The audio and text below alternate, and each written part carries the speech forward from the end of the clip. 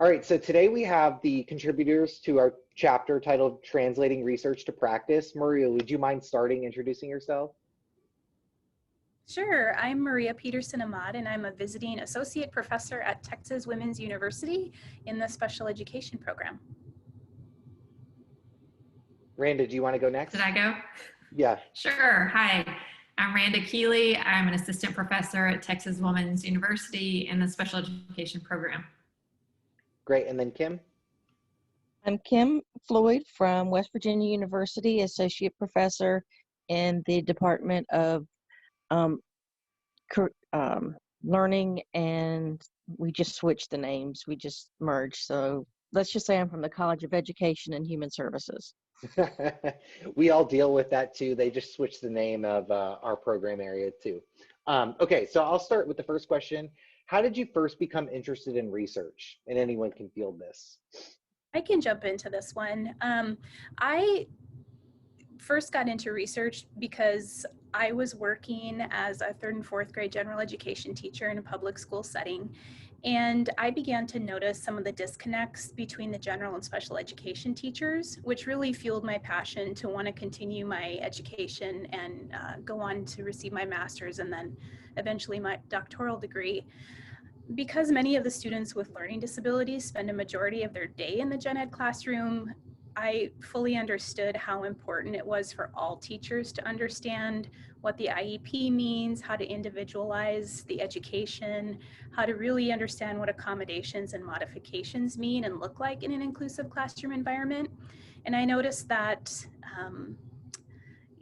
some of the folks I worked with, including myself, had a lot to learn in regards to how best to modify the learning environment for those students. So that's really what fueled my passion, working my way through grad school and understanding the importance of teacher preparation programs and the need to bridge that gap between general and special education is really important. I mean, that's what it's all about, is collaboration, and for teachers to understand how to best educate students with disabilities in their classroom. Yeah, and I'd like to echo that too. I mean, that was a big impetus for me as well, being a classroom teacher. And I would have people that would come and conduct research in the classroom, but it was based on their interests and what they wanted to further and, what their line of inquiry was versus what I saw the needs of for the students in my classroom and how the classroom ran. I was in an inclusive preschool and a developmental day program and was affiliated with the university. And so we had lots of students coming in to do projects and research, and very seldom did they ever meet with us as the teaching team about what our needs were and what we saw the needs of the students. So that really got me wanting and to pursue, just as you shared, of wanting to know more and to be able to really let what the students' needs are drive what research is conducted versus faculty's particular interests. Yeah, so actually this kind of segues nicely into the second question. Why did you want to become a researcher, and at what point did you perceive yourself now as a researcher? You actually put on your research hat and you say, I am an actual researcher now.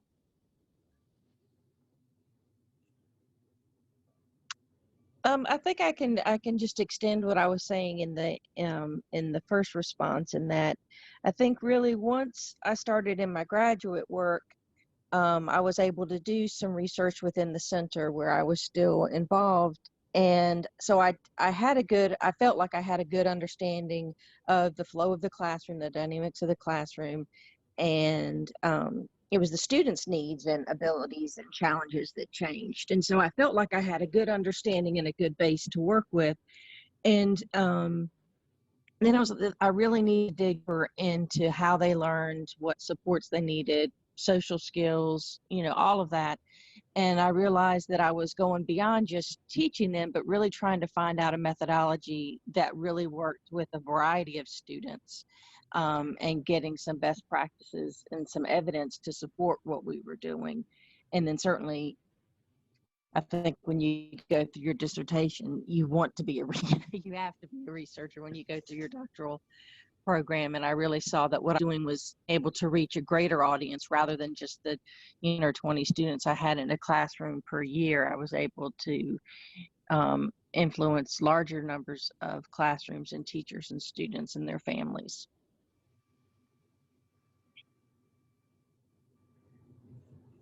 Great. So I'll jump to the next question. How did you find your line of inquiry or your research topic?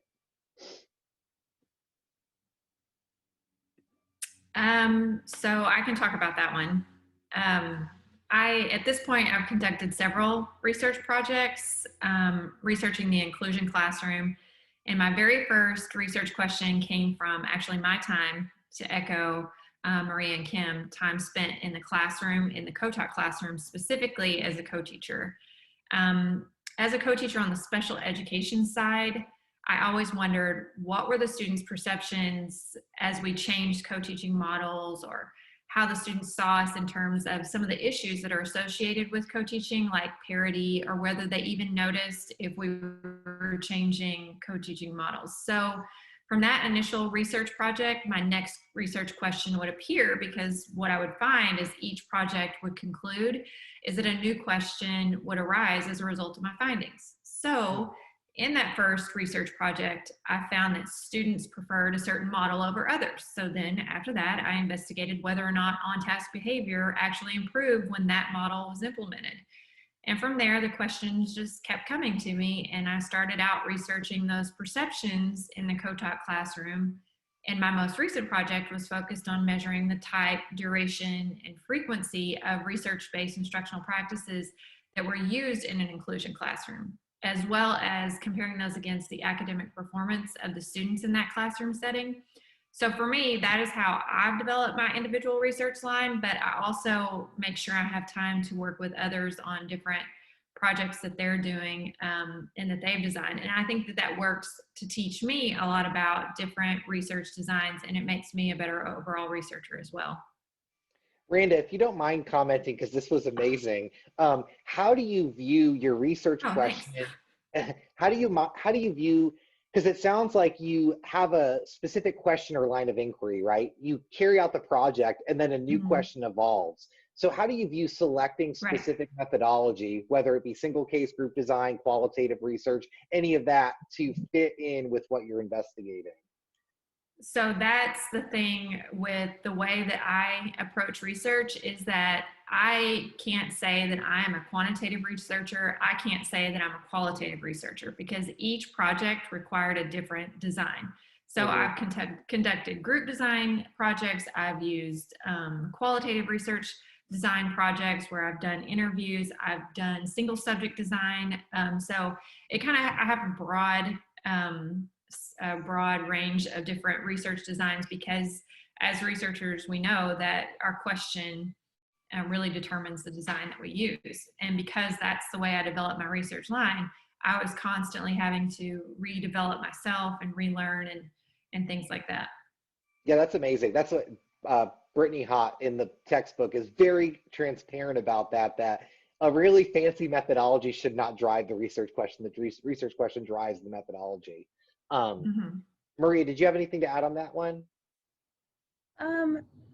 It really echoes what Randa said. And I think it goes back to just being a continual learner is important. I mean, even I think back to my days as a practitioner in the classroom and then evolving as a faculty member in higher ed, you have to constantly learn so that you can disseminate the best information to our students so that they can then use it with their students in the classroom. And I think that's a lifelong process. Is the research process is continual. So I think if I were to add anything, I think that's one thing that's very important. Great. And going off of that, Maria, have you faced any issues with trying to translate research findings to pre-service or in-service teachers? Yes and no. I think that when we can communicate it in a way that best makes sense to practitioners and utilize journals that make sense to them, because not everybody is going to understand the quantitative statistics side of things.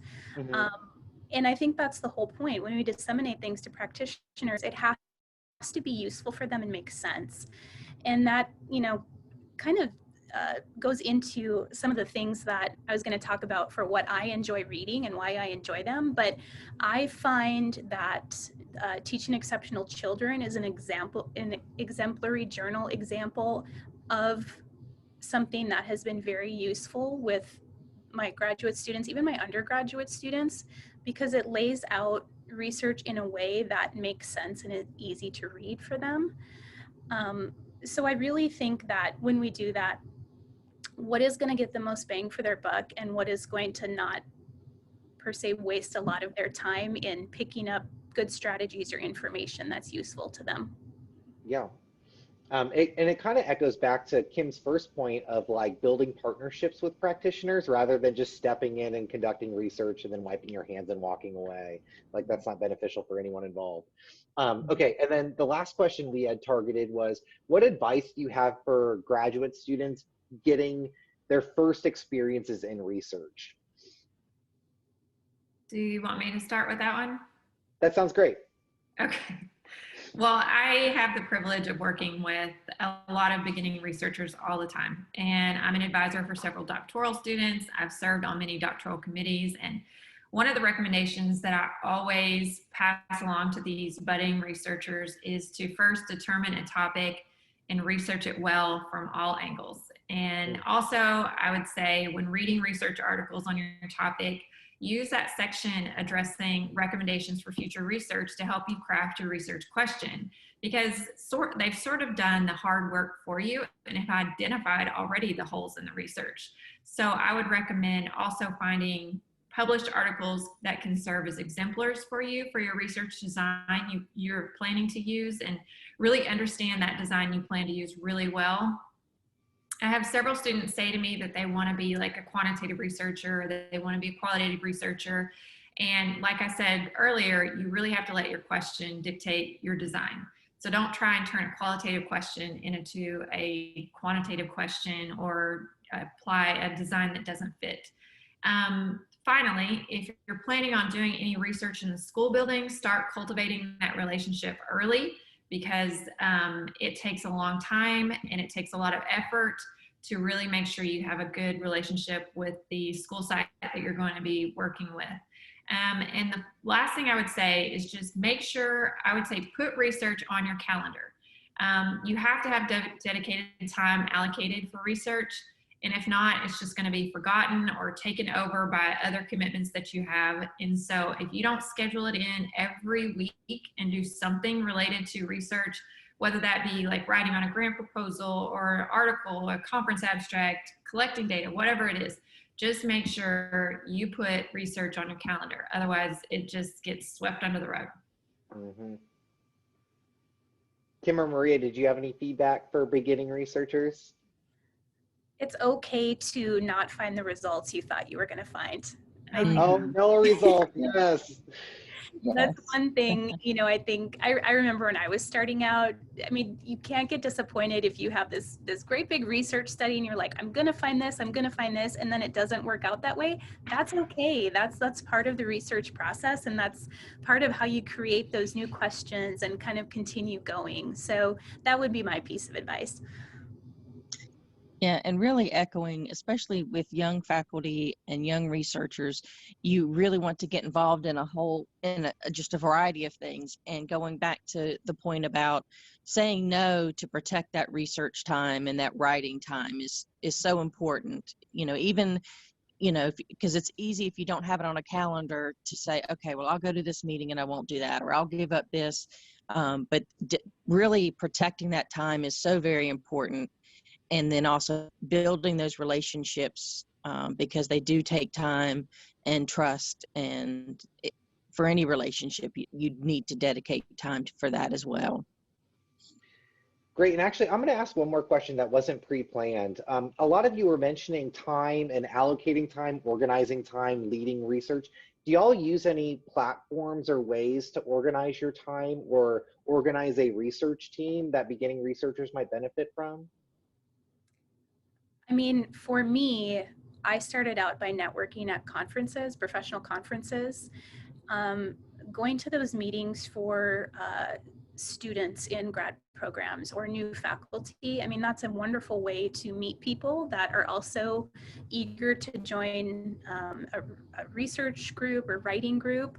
Honestly, that's how I've formed my writing groups that I still have today. And I couldn't have asked for a better group of folks that not only keep me accountable, but I help them stay accountable too, in terms of just scheduling dates, setting deadlines, so on and so forth. So that's one way that new researchers can kind of start that process. My way of keeping research on the agenda is really low tech. I have a to-do list. Things go on it and they get checked off. There's something refreshing about crossing off something on a list of things to do. Oh yeah, it's self-monitoring at its finest, right? Yes. And I Well, have a friend that actually is a novelist, and she set goals like just writing a certain number of words per day.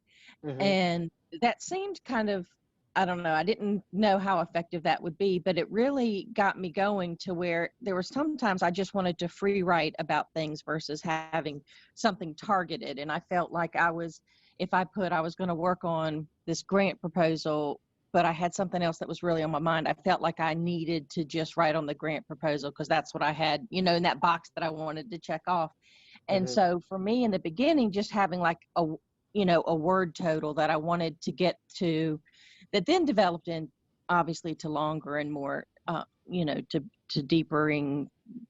a deeper part of a project I wanted to get into. But just having that time where I did reach 800 words today, or whatever it was I had set, but not pigeonholing into one specific project over another. Help me.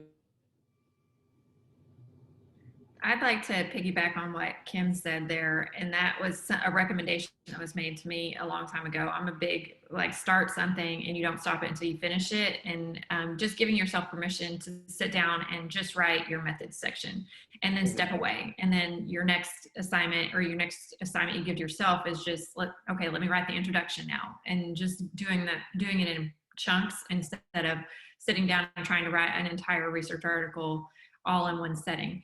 It makes it more manageable. Yes, definitely. Well, this was great. I really appreciate y'all being willing to engage in this interview process, and thank you so much for contributing to this textbook. Thank you. We had so Thanks, much. Corey. Yes, thank you.